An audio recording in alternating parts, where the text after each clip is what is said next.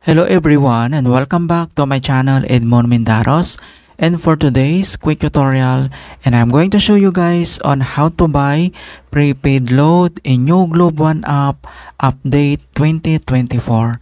So stay tuned ka lang para malaman ang buong process at start na natin. So ang next step ay kapag hindi mo pa na-download ang Globe One app or na-installed, so punta ka lang dito sa Google Play Store. So click mo lang yan and then search mo lang yung Globe One app at makikita mo kaagad dito. So once na-installed mo na siya or na-download ay kailangan mo lang i-register yung iyong Globe numbers. So once na-register mo na siya, and then back lang tayo at kailangan lang natin i-open yung Globe One applications and then click mo lang yan. And then makikita mo na kaagad dito yung ating homepage. Okay, so kung paano ba mag-buy o mag-top up ng prepaid load dito ay may dalawang options na pwede natin gawin. So dito lang sa gitna makikita mo dito yung buy load. So pwede mong i-click ito. And the other options naman ay dito lang sa taas, dito sa right side. Makikita mo dito yung load balance. And then kailangan mo lang i-click tong view details. And then makikita mo kaagad dito yung total load balance natin. And then next ay kailangan mo lang i-click tong buy load. So click mo lang yan. So dito na sa ating enter load amount. So pwede tayo mag-purchase ng load from 20 pesos up to 2,000. Okay? And pwede ko namang pumili dito sa mga options, denominations ng load balance dito mga kaibigan. Okay? So select ka lang dito. So click mo lang yan. So once nakapag-select ka na, and then dito naman sa baba mga kaibigan, makikita mo dito yung ating mobile number. Dito yung itatop up natin. And then next ay, dito naman sa kanyang select payment method. So i-click mo lang yan. And then dito sa ating payment method ay may maraming options na pwede natin gawin. So pwedeng GCash, pwedeng credit or debit card, and then pwede naman dito sa e-wallet. So click mo lang yung arrow na yan. And then nandito yung mga options na pwede nating gamitin. Pwedeng GrabPay, Maya or Shopee Pay. And then next naman, pwede naman dito sa Pay via bank transfer. So i-click mo lang yan.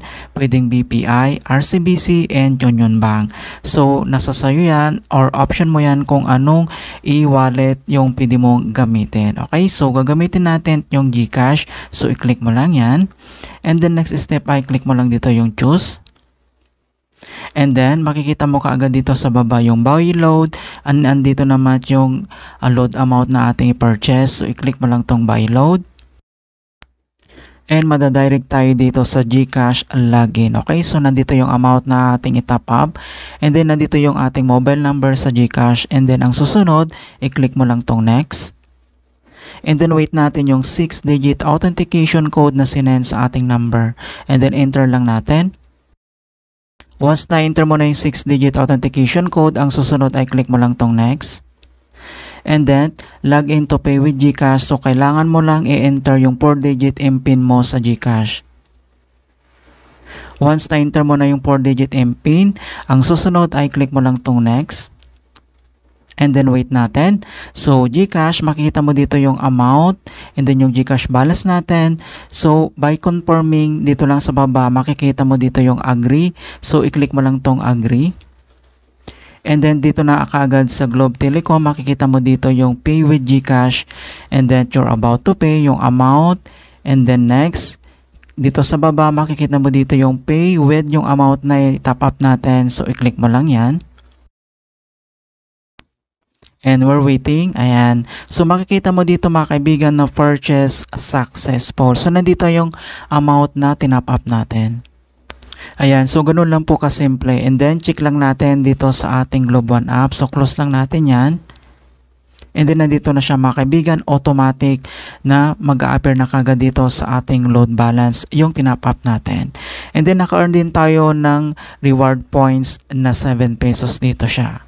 Alright, so ganun lang po kasimple kung paano mag-top up ng prepaid load sa New Globe One app, and hope na nasundan nyo ang step-by-step tutorial ko. And please don't forget to like this video and subscribe to my channel for more quality content. Thank you guys and see you in my next tutorial.